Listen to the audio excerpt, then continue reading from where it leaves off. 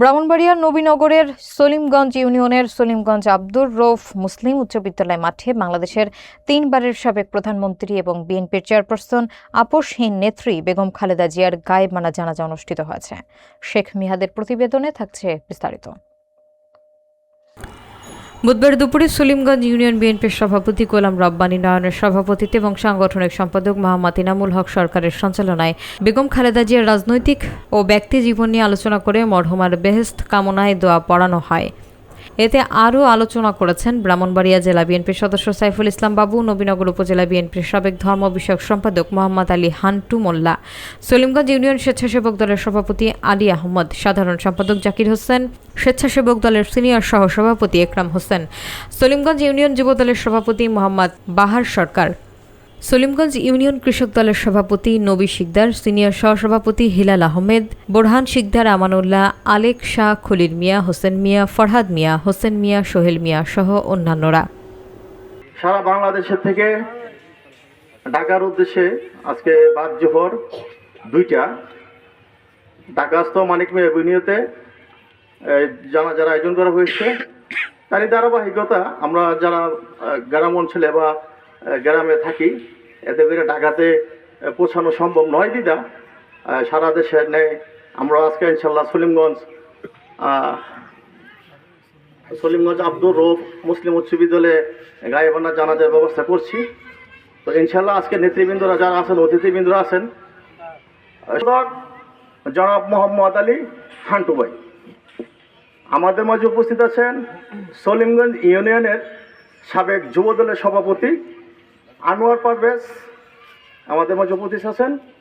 আমাদের মাঝে উপস্থিত আছেন সলিমগঞ্জ ইউনিয়ন দলের senior vice chairman Nazim Uddin ভাই।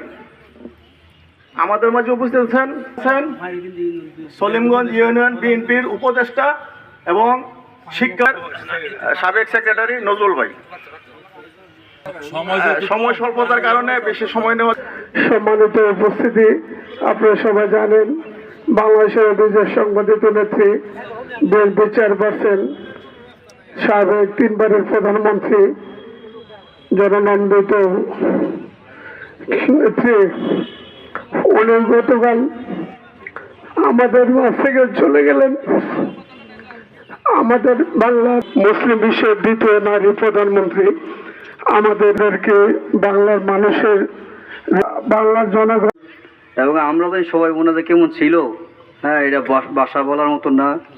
আমরা যারা দল করি, বিএনপি করি, বিএনপি খালি না, সব অঙ্গ সংগঠন সবাই, যে কোনো দলের হোক, সবাই ওনার জন্য সবাই কান্না, মন ভালো না। তো আমরা বেশি বাড়তে চাই না, তো সবাই দোয়া করবেন ইনশাল্লাহ। সালাম। দল বিএনপি আসলে আমাদের নেত্রীজন এবার কি আর হাসপাতালে ছিলেন? আমরা মনে করতাম যে উনা জীবিত আছেন, আমাদের মাঝে সামনে নির্বাচনে উপস্থিত থাকবেন। আমরা অনেক বড় আশা নিয়ে আমাদের জনাব তারেক রহমান সাহেব 25 তারিখ দেশে আসেছেন। আল্লাহর কোনো রহমত উনা দেখতে পাচ্ছে। আমরা মনে করছি আমরা সারা বাংলার মানুষ উনাকে দেখতে পাচ্ছি। যা উনার আত্মার মাগফিরাত কামনা করি। এখানে আরো আমাদের নেতৃবৃন্দ আছেন বিএনপির, সবাই 1 মিনিট 2 মিনিট করে কথা বলবেন। আসলে উনার আত্মার মাগফিরাত কামনা করি। আমরা সকলে উনার জন্য দোয়া করবেন। আসসালামু আলাইকুম। বাংলাদেশ জাতীয়তাবাদী দল বিএনপি, আমাদের নেত্রী অমর হোক, শহীদ জিয়ার মতন অমর হোক বাংলাদেশ জাতীয়তাবাদী দল। আসসালামু আলাইকুম।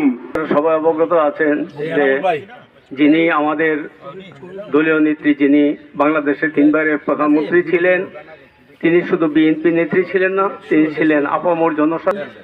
আমাদের স্বৈরাচারী সরকার, অত্যাচারী সরকার, শেখ হাসিনার নির্মম অত্যাচারে উনি রোগাক্রান্ত হয়েছেন এবং জেলে গড়ার পরে উনি আর ভালো হননি।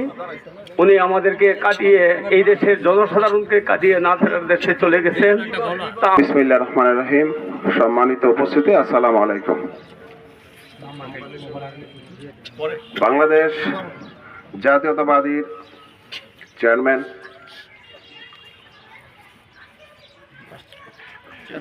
চেয়ারপারসন,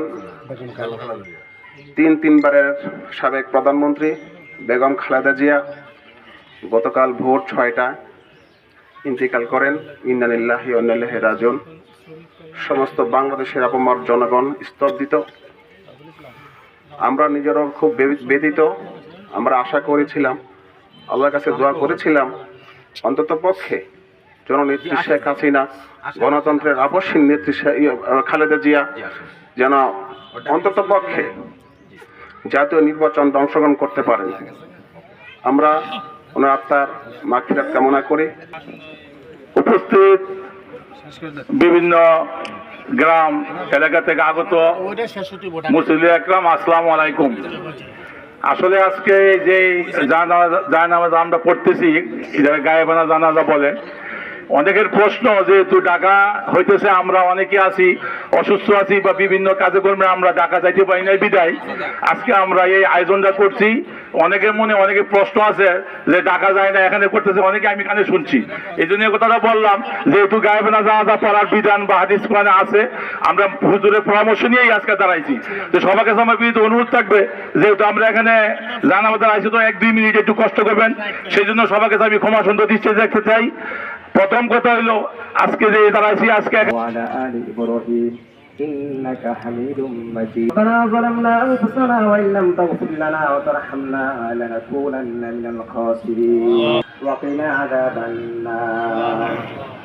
ربنا فاغفر لنا ذنوبنا وكفر عنا سيئاتنا. رب العالمين يا الله আমি গুনাহগার বান্দা, আল্লাহ তোমার মায়ার বান্দাদেরকে নিয়ে হাত বাড়াইলাম।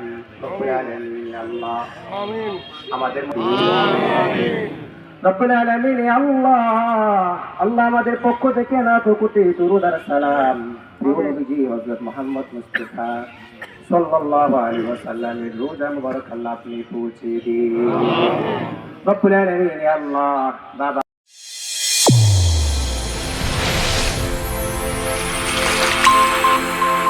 চ্যানেল A1 হৃদয়ের স্পন্দন।